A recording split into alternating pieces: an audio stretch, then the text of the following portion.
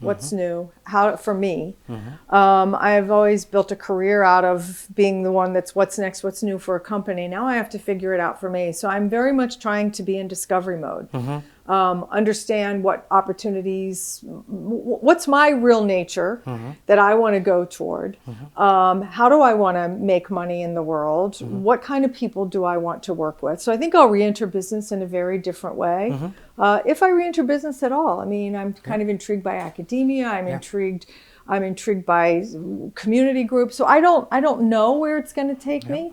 But I'm willing to give myself a period of time to just be open to discover partly myself, and then partly what opportunities are out there. And so, maybe it'll be a series of, I keep joking, I'm going to be an intern or a fellow or a resident somewhere. But I think more limited run kind of engagements to learn and see what I can contribute. And if you're sitting alone in a room and quiet, and your mind is flooded with thoughts of all these this discovery phase of your life, or like to say act 2 or act 3, whatever it is, what continues to be a recurring theme? And I think do you still follow trends that just interest you, or is there something that you're just curious about that you're like, you know what, like now's the time to look into it? Well, I'm a curious learner. So for me, I studied science, I studied biology. I was a liberal arts major in college, but I think philosophy is something I never studied. I'm actually taking a philosophy course right now, which I love.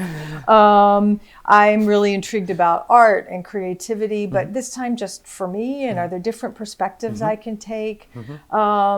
Change continues to be a theme. Can I apply what I've learned about change to other organizations? I keep finding myself with community groups or government groups. Is that something? So I have more questions, but I think part of what I had to learn in the past year is you have to kind of filter out the fear from the curiosity. So the fear is, I'm not going to find another job.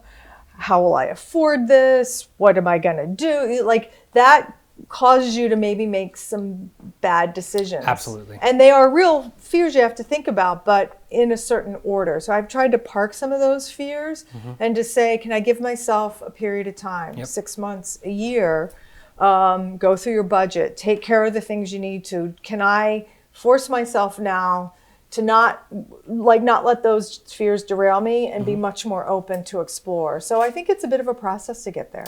So I'm glad you said that, because I've given myself a kind of time period as well. And I can tell you from my venture personally, there's not been a single day where I woke up and was just like, I'm done with this. I love it. I could do it all hours of the night. It's a great test, right? Yeah, it's fantastic. So the exploratory phase is really interesting, but there are some really rational fears, and financial security, lifestyle for your children. And they're real. And it's extremely real. So, okay, so you're there, I'm in there right now. So what do you say for people who feel like, you know what, like I'm just going to go back and just make money doing something that I probably don't love? Like, what do you think is the rational step for them? Well, I think everybody's different, and my daughters are grown. I'm in a different place in my life now, so I have less of those, oh my gosh, I have 2 kids at home, what are we going to do kind of fears, which are real. And I think you have to be contextually relevant. Sometimes that is the answer, because you have to pay the rent, you have to pay the mortgage, kids have school. And even in those times, can you find the outlet, the network, the opportunity to do what you want to do, even if it's not full time? I think that's the balance that you need to do. Yeah. So I've always been about insights and what's new and next. And so building my network, learning about those trends was something I just picked up in the course of my career. Yeah. I had a more traditional job. Yeah. And I added those elements to it, kind of job crafting, and over time it became my job. So I think often we think it's either or. I can only do what I love, or I can only take a job I don't love. Yes. I'd recommend, you got bills to pay, start with taking a job that you can do well. Yes. And start to add, hopefully it's a job you can do well and there's some parts of it you love. And then over time, try to add more elements to it that you love. Craft more of the job you want to do, in pursuit of maybe ultimately if you want to go on your own. But I think it's always a lot more fanciful to imagine that than the reality. Yes. My friend always says the grass is greener, but the water bill's higher. Yeah. So I think there's a name, I heard a term for what you're discussing, and it's intrapreneur. It's someone who has entrepreneurial tendencies, but applies that to where they are. And I might be gone in a couple of years, but maybe I could apply that and see how it test it out almost at your organization, as long as there's nothing catastrophic at stake. There's a phrase I borrowed, I use it in my book, called job crafting. I didn't come up with it, but it's a similar thing of just, how can I craft a better job that I get more joy on? And partly, what's the organization need? You can't just say, well, okay, I wanna do design, but we don't need you to do that. That's understandable, But you at the same time have to be able to say, this is what I need. I have a way to make this happen. Yeah. On your Instagram feed, you've been up to a lot of national parks. Your love for nature is just clear. And you're National Geographic now. How did that relationship happen? And I also want to know about some of the places you've traveled, because you look like you are a little kid, super happy, exploring wide open spaces. Let's talk about the nature side of things. Yeah, I think back to being that free range kid. I mean, growing up I used to go to nature camp in Vesuvius, Virginia. I don't know if you've been to Vesuvius. It's near Lexington, but it was my happy place. We just studied nature. I mean, it sounds like a nudist colony, but it wasn't. And so I think I got out in the world and worked, and I got away from nature a lot. And it's probably been only in the past decade that I've kind of returned. My husband and I love hiking, love going to national parks. It is an amazing experience. I think it's one of the U.S.'s greatest innovations, is to create this space to protect the land. Yes. And so I had the opportunity to join the National Geographic Society board last year. It's the nonprofit arm of National Geographic.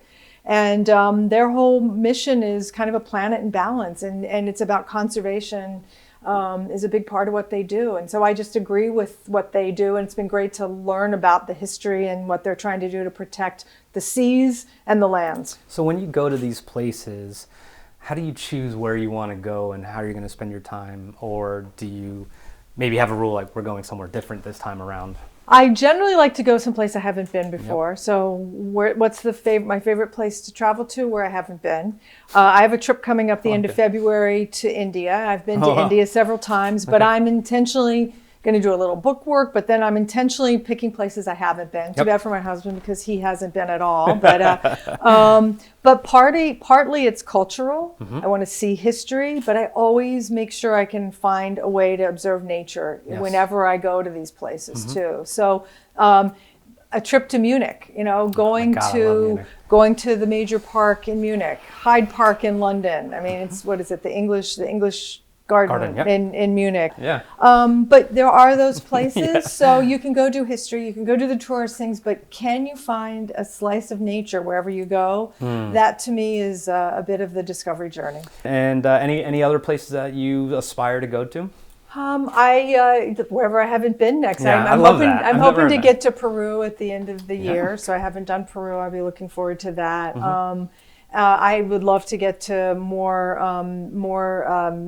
the sort of the heart of Africa. I've only done Northern Africa, so that's on my list. But through GE, I traveled quite a bit. But there's a very different thing from work travel, especially as a mother, because like any time I was away from my kids was time I felt bad about, so I couldn't wait to get back. Same. And so now, even as my kids have grown, being able to travel for business and carve a few days off here and there. For example, last year I was doing some book tour, and my husband and I drove from San Diego to Las Vegas through Death Valley, and I loved that. So being able to carve out that time is that like through Julian? You go through, I don't even know. 5-hour drive, right? Yeah, it's at least a 5-hour drive. So something like that.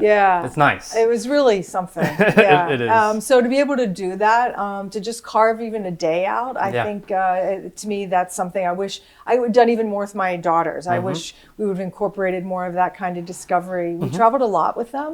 We traveled to Australia. My husband's from there. We traveled to Iceland. My kids grew up as travel kids. That's great. But I think there was even more we could have done.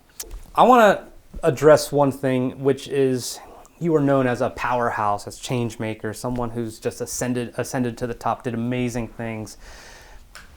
what do you feel any inherent responsibility to other like women in the industry to help cultivate an understanding of you can do this? Like, is there any part of you that feels responsible because you have had such a prominent and notable career? Well, I mean, sure, I feel a need to make sure that other people come along, that that I fight for difference. I'd say it's for women, but also just people who are different, have a different background, a different perspective. What happens in organizations is we become so insular. And even small organizations have this challenge because people hire people like themselves, right? It's so much easier. You want to just, you know military folks, you know how great you are. You want to just hire military folks. I remember I was fortunate enough to be the champion of our military veterans network in GE, and how hard it was to get vets often hired in companies because people are like, how can they relate? Don't get me started. Right, so that was a sign of difference. And so I feel if I, to me the responsibility was, I think, to fight for difference. And to make sure that whenever I had an opportunity to hire people, it wasn't all just people like everybody else in the organization, but they were people who represented a difference in backgrounds, in skills, in gender, in the way they think. Claude Silver, who I mentioned to you, and you know her, we've made so much content, and one thing she looks at is, okay, yes, there's a technical side. We certainly need someone if they're applying for a marketing position with marketing experience, but we're also looking for the culture add. You know, they're looking for those differences in the interviews, you know, and it's just, I have a really pointed opinion on the way we look for the talent that we want, and I'm glad that you look at it that way, like, you know, just people who are different, not necessarily women. Well, obviously, you have to have some sort of skills. Sure. I'm not just saying, hey, you're different, come on in here. Although I did create a couple of jobs that were figure-it-out jobs where I hired people with very different backgrounds. I'll give you an example of one I failed doing. I was working with one of our businesses at GE. It was the energy business, and I had come across this guy who was so well recommended. He had installed energy generation in Haiti after, what was it, the earthquake? They've had earthquakes, hurricanes. And he was apparently amazing. He had just such fortitude, like a military background, had to figure it out. And I had in fact, I was never successful in getting him hired into these roles that would be in the heart of Africa or places that were really difficult. But this guy knew how to make things happen. But he didn't have the pedigree engineering background. He hadn't worked for a traditional energy company. Yet I could just feel he was exactly the person. And so I think that's the challenge in companies. People want to hire people like themselves or with a set pedigree. And so what happens is they end up looking for unicorns that never really exist anywhere. And it makes it really hard for the person who takes the role.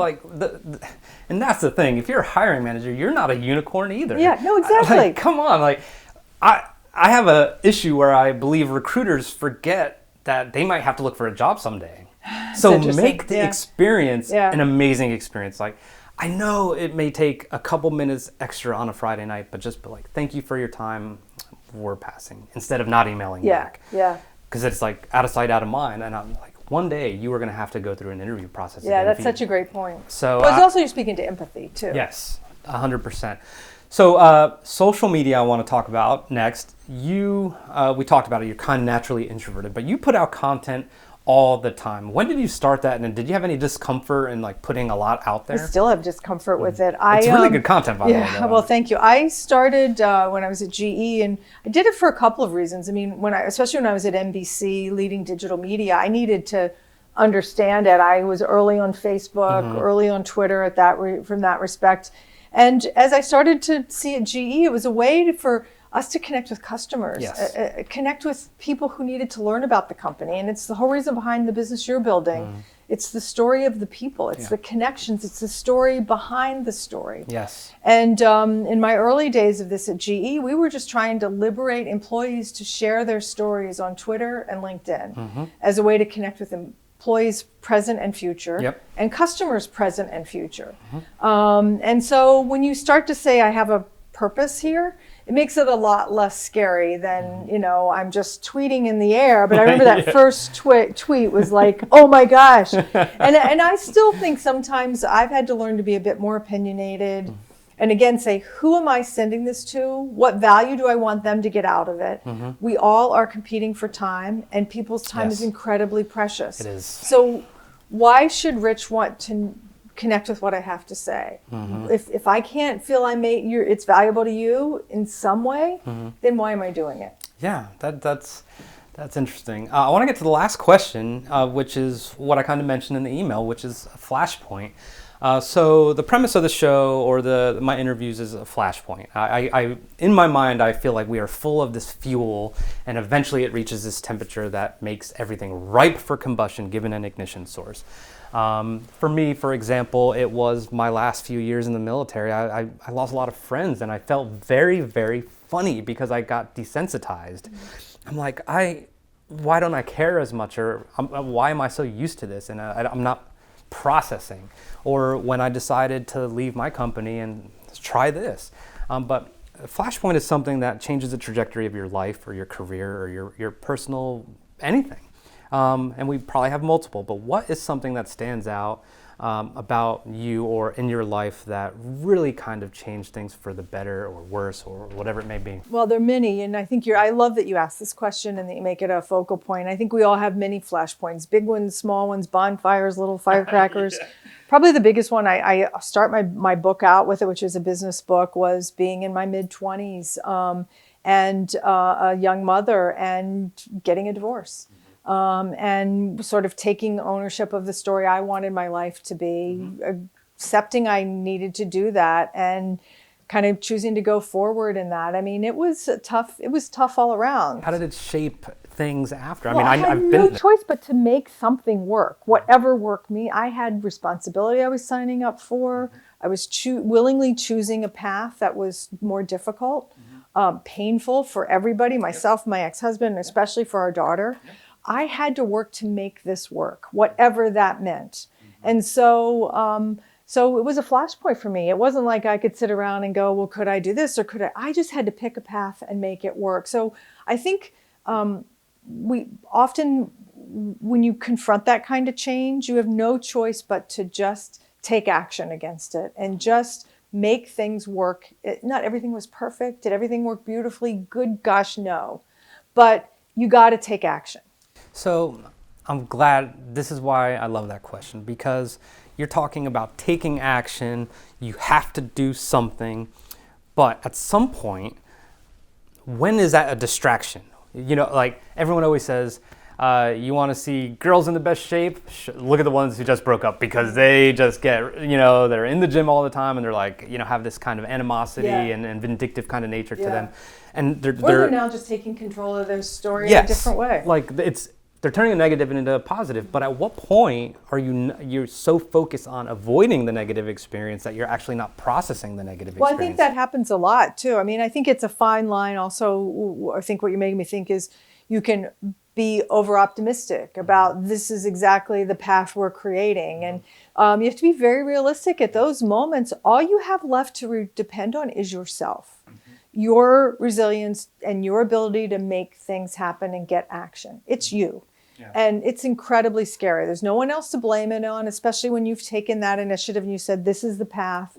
You can't blame it on your mother. You can't blame it on the boss. You have to figure out something to get action. Yes. And so it's a fine line. Yes, you have to have a vision of a better way. That's why you're doing it. I see something better for myself. I see an opportunity I want to go after. But you also have to have the reality check of, this is what I got to deal with. I gotta do the hard work now. So what vision did you have when you're going through the process and you had your flashpoint? What vision did you have that you're like, this is where I'm going? How did you see yourself, future Beth? Well, I think future Beth was just, I want to have a story that's my story. I want to build a career. I want to move to New York. I want to be able to tell stories. I mean, these were things that were important to me. I want to be a good mother. Clearly, that was that was tantamount too. And so those things seemingly are conflicting, and you just have to go, well, how can I make several of those things work? And so I think it's just that. I mean, but you have to have a realistic point of view. I mean, okay, I had a job. The job had an opportunity to move me from Washington, D.C. to New York, to move to where I didn't have a lot of family or support network. What's it going to be? What am I prepared to do? This is going to be painful. How am I going to do it? There's got to be a way. I got to figure that out. And someone said to me recently, like, we were put here to be great at something, but not great at everything. And I think, men, women, if I try and be a great husband, a great father, a great entrepreneur, a great interviewer, a great cameraman, a great process improvement guy, like, I'm bound to fail and punish myself with the expectations that are probably just not tangible.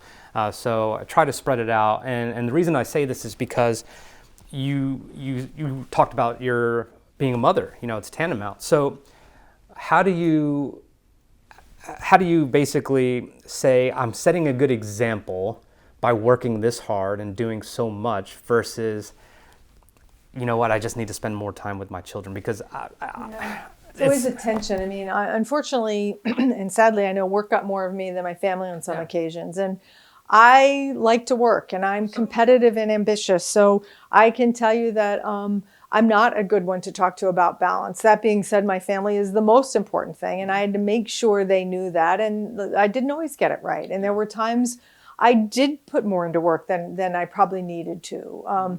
So I think you also have to be a bit kind on yourself. And at the end of the day, does your family know you love them? Are you fighting to spend quality time for them? Can you communicate to them, this is what I'm doing and why I'm doing it? I mean, at 3 years old versus 13, it's different conversations.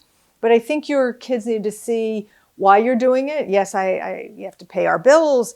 Yes, this is important for me as a person. Yes, I love doing this. And some of that I think I should have communicated earlier to my daughters. I love part of what I do, not just bring the I hate this or I have a dumb boss or whatever. And so I think you need to show that joy part of it as well. I agree. And it's funny. I will give my 2-year-old daughter, a GoPro on the weekends and be like, film me. Or she'll grab one of these cameras, and it's just so funny. But what's her name? Alessandra. We say Allie because in Virginia it's just easier that way.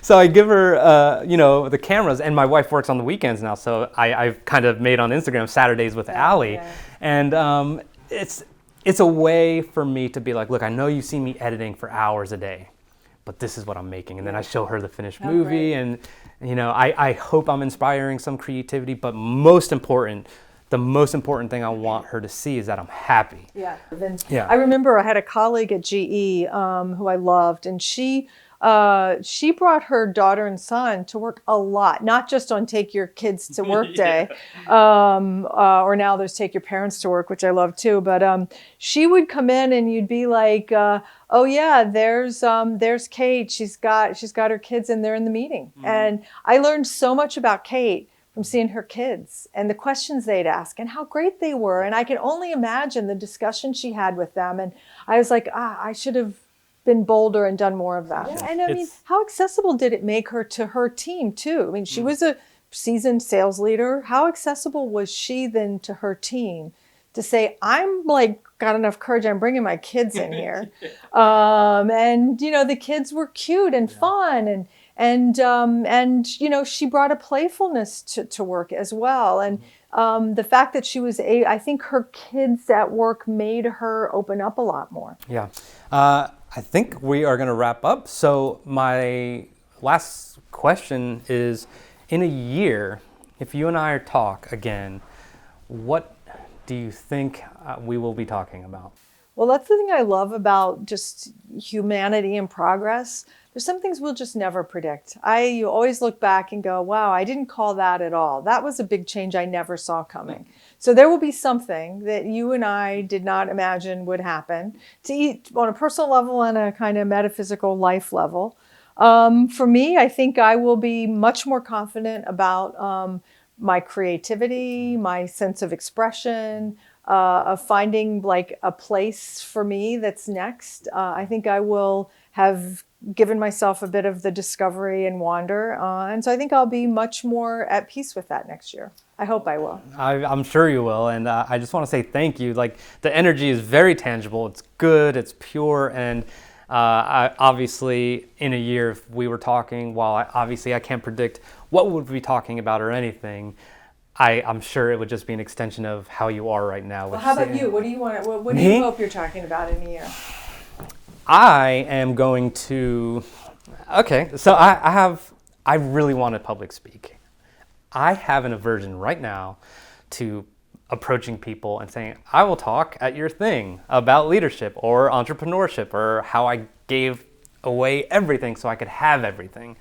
I want to do that. So I decided I am going to have a conference or a summit in DC or New York, and it's going to be called Flashpoint. And I organized 3 other speakers, and we're having a meeting, and we're going to just kind of do it.